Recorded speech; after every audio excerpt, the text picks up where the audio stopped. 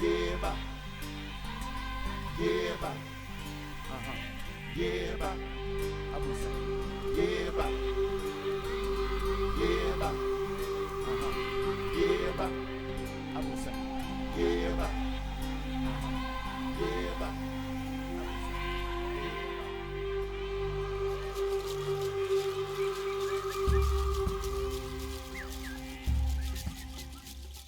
Out of these fishing villages on the southeastern coast of Nigeria 500 years ago arose a great slave trading city-state known as Old Calabar.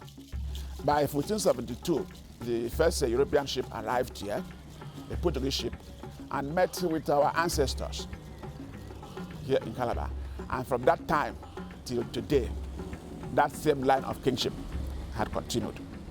At its height in the 18th century, Old Calabar's commercial slavery empire, dominated by the Efik ethnic group, stretched from the Niger Delta on the coast deep into Ibibio, Igbo, Benue, and even Hausa territory more than 1,000 kilometers inland. Very, very, very, very wide. The Europeans wouldn't have succeeded, in the trade without having middlemen, they call the paramount chiefs and the rest. Their awesome firepower and their ability to navigate across river and sea, as well as their strategic links to both the hinterland and the Atlantic Ocean, lay at the heart of their phenomenal success. It was from fishing, traditional fishermen, we climbed up to being slave traders. On their way going to fishing, they noticed the white boots at the high sea. For almost 300 years, Old Calabar dominated the slave trade in the Bight of Biafra, turning the area into one of the most intensely trafficked slave trading regions in Africa. You have Hausa slaves coming through Calabar, you have slaves from Benue Valley coming through Calabar, of course from the Igbo hinterland, from the Ibio hinterland. So Calabar was like an entrepot. It was a major departing point. This film offers a rare glimpse into the Atlantic slave trade from an African perspective. It examines the communities that traded in Old Calabar and tells the extraordinary story of their important role in facilitating the Atlantic slave trade. We were involved and participated in the slave trade. More than 30% of the slaves went to the New World, left from the shores of Calabar. And they were traded by merchants from Africa and from Calabar and from the hinterlands who brought them out to be taken away.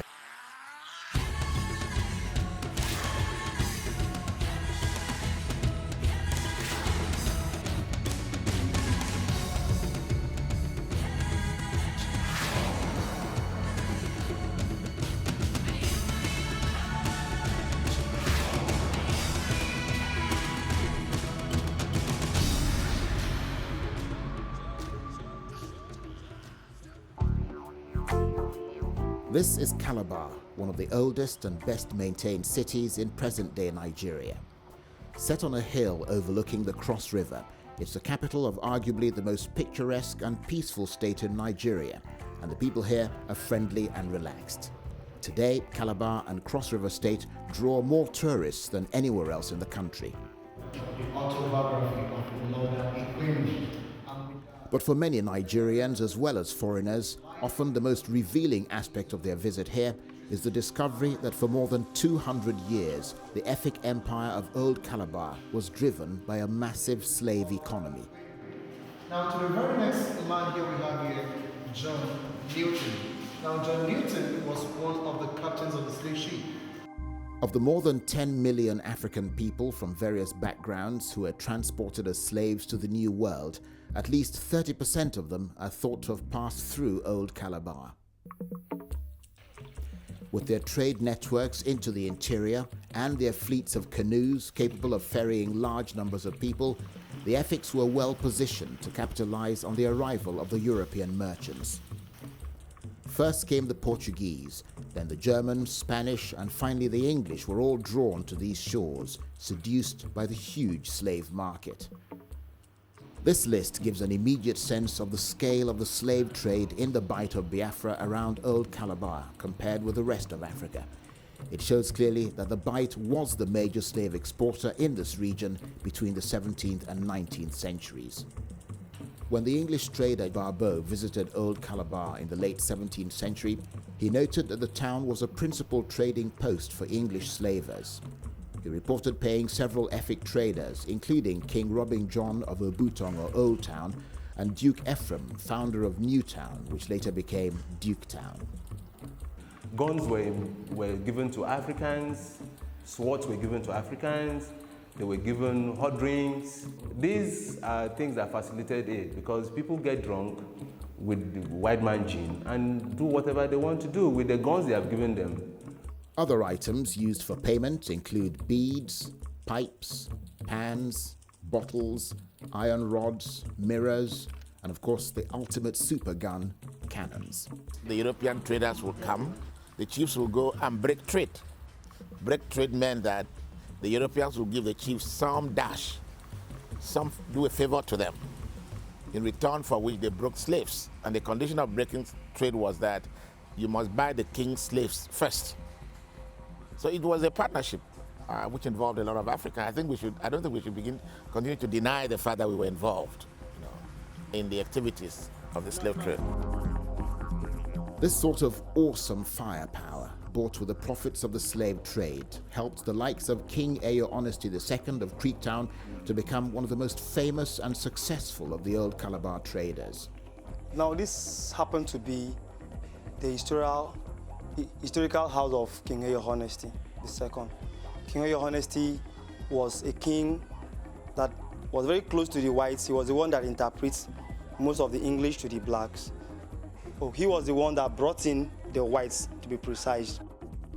Other families, such as the Robin Johns of Old Town and the Dukes of Duketown, created vast commercial trading houses built on the profits of the slave trade. It just make our fame to rise. It make Duketown to rise to fame, and like you heard, Great Duke, who reigned from 1814 to 1835, he was one of the greatest African traders in the whole of West Africa. And the trade was slave? Yes, he traded in slave and palm products. Chief Orrock Duke knows Calabar's slave history only too well. His family founded Duketown more than 300 years ago. It was from these same docks that his great-grandfather's slave canoes, carrying their human cargo, sailed to the European ships that were moored on the high seas. Where we are now is old Duketown Beach, where in the former time, in the colonial time, we used to bring in slaves here, where they used to buy slaves and export to the Caribbean. Like the canoe which you see there is just a canoe which you normally use to buy slaves and then send it to the ship. The ship will be anchored in this river. This is a very big river. It used to have about 10 to 20 ships lining up to carry some, cargoes, including human beings, to the Caribbean and other parts of the world. Most of the slaves exported from Old Calabar were drawn from the Ibibio, Igbo, and Benue ethnic groups, as well as from neighboring Cameroons. The Igbo slaves, for example, were quartered in Ikorishi. That is why you have Ikorishi. If you go there, you hear the way they speak Efik. You pick up some peculiarities. That was a quarter for the Igbo slaves who were not sold.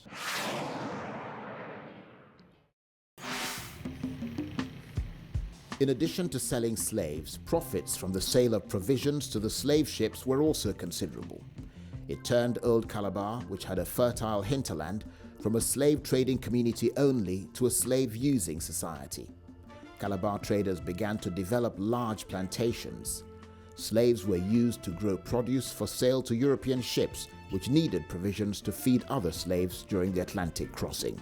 One ship captain estimated that it required around 100,000 yams to feed a cargo of 500 slaves during the passage. I've come into a place called Babio, which is about 30 minutes drive from Calabar. This is apparently the place where lots and lots of the old kings of Calabar had huge plantations and settled a lot of slaves here.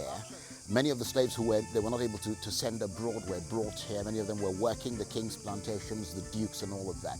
And so there's a tremendous history here, a history of slaves, but African slaves who never made it across the Atlantic, and that's what I'm here to find out about. When the Akpabuyo plantations were opened up, many of the slaves were sent to the Akpabuyo plantations. So the Calabar was both a slave trading community and a slave using community. The impact again was enormous. The wealth of Calabar that we talk so much about, the prosperity of Calabar, was based solely on the slave trading and the slave usage. So instead of shifting most of the slaves across the ocean, they now decide to send them down here to plant mostly palm fruits. So really most of the people here are slaves? Most of the people here are slaves. They are.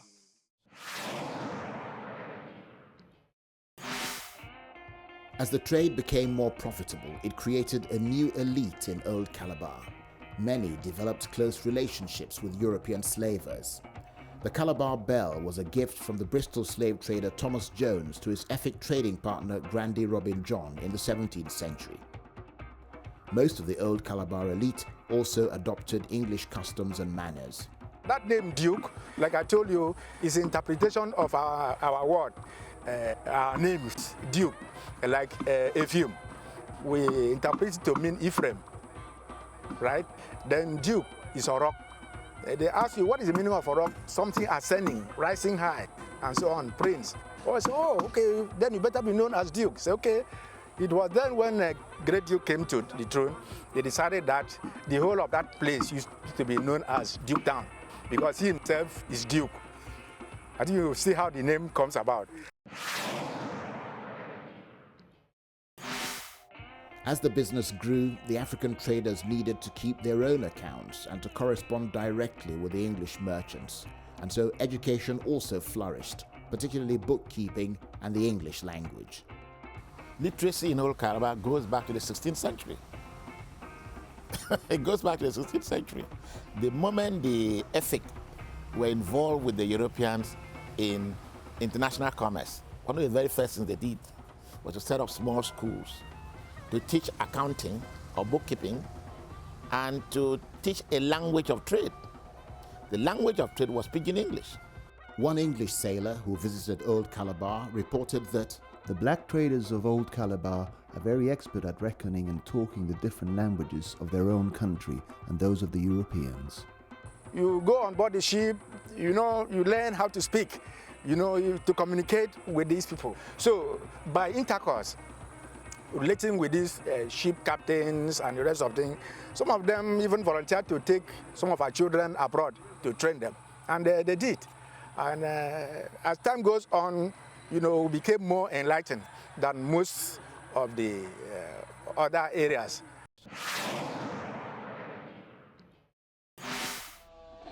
As the profits rolled in, so did envy and conflict, with the traders battling each other for a bigger share of the spoils. Every little conflict between two groups or two tribes, they would resort to war in order to, as a pretext, to capture slaves and sell. It led to a lot of rivalry among the houses for the control of the trade. The Obutong people would like to keep out the Duke Town people, and they would like to keep out the Sidong people. A lot of skirmishes. I don't like to use the word warfare. A lot of skirmishes among the various houses. The worst of these skirmishes erupted between Old Town and New Town over a primary location that would have given first sight of the arriving European ships to whoever controlled it.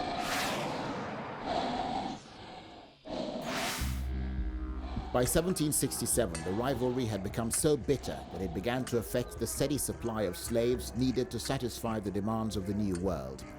The English ship captains decided to support New Town, led by Duke Ephraim, who to them seemed more progressive than his rival Grandy King George of Old Town.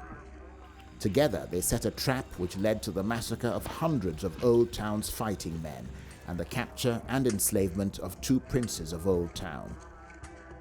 At that time, there were 6 English ships here in the Calabar River waiting for their consignment. And they appeared to have taken sides with Duke Town, and so invited the Obutong people on board their ships for peace. So Obutong people, history has it that about 300 people from Obutong went in 10 canoes and to the ship. The ship used to be anchored midstream, and things were moved from boats and lighters to the ships. And so they went to reconcile. And when they got on board, they were arrested at gunpoint. Some attempted to jump into the river, and they were fired at. Some were killed. Some succeeded in swimming to the banks. Others were taken, as slaves.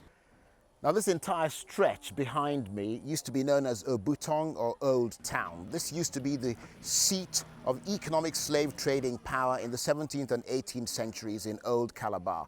Now, the massacre of 1767 devastated this area, left the houses of Grandee King George, who was the man in charge of this place at the time, in a complete shambles.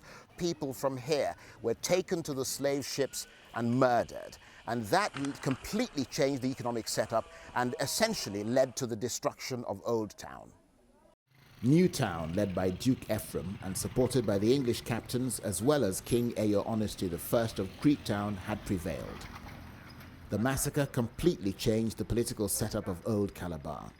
It carried New Town, which became Duke Town, to a position of dominance that it never lost.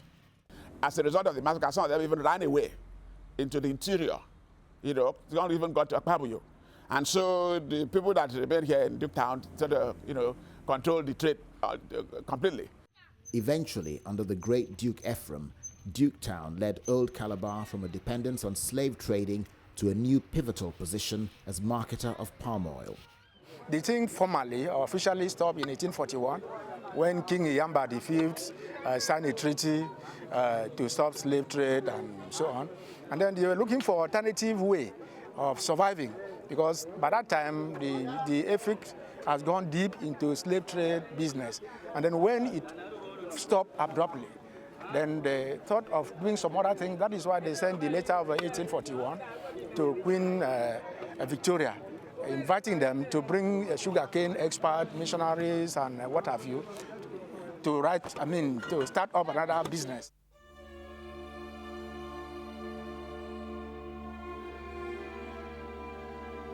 The story of Old Calabar's involvement in the slave trade is stored in the very bricks and mortar of this former waterfront warehouse, which was built in the 1800s to store captured slaves heading for the Americas.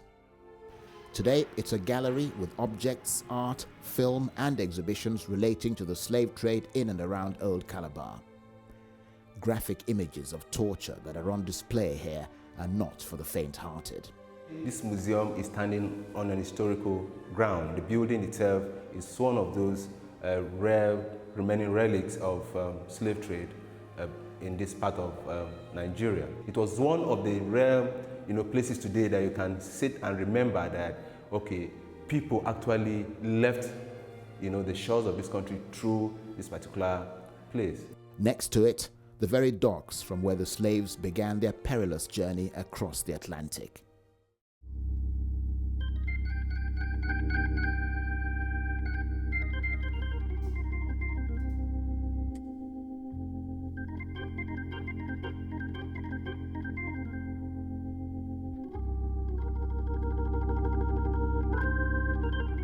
We apologize very sincerely for that.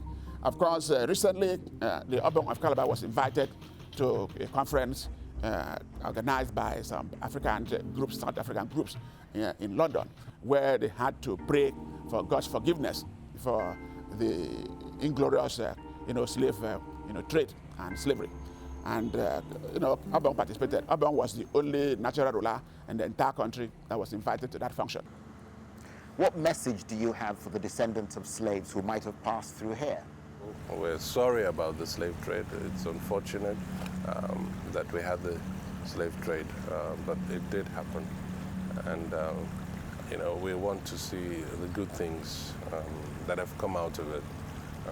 Some people have great difficulty with that, but I'm a forward-thinking person, and I believe that out of every evil, there is some good. How far are you willing to go to welcome them home? This is home. We say welcome home, and when we say welcome home, we mean it. We say welcome to Calabar, welcome to Nigeria. This is your home. This is where you come from. So our doors are open. Our people are hospitable. We're family. please feel free. Any day, anytime. We want to encourage them to come in, experience a difference. For the likes of Queenie Agafi, who comes from St. Vincent and the Grenadines in the Caribbean, the governor's efforts to reach out to blacks in the diaspora are real and genuine. She's recently moved to Calabar and is now the official housekeeper at Government House. So how does it make you feel knowing that you're actually living in Calabar, which actually the people here sold Africans into slavery? Well, I'll tell you something. In times past, I felt some kind of, grudge and hate. But I tell you, now that I'm here on ground, it's over. Because they're welcoming you. They would like to know you come back. Okay, yes, we have heard what our foreparents did, and now you're back with us and you're welcome. I'm at home. This is home. Nigeria is home. Calabar is home. You've been gone, it's an empty home. Come on back where you really belong. You were always welcome home, welcome home.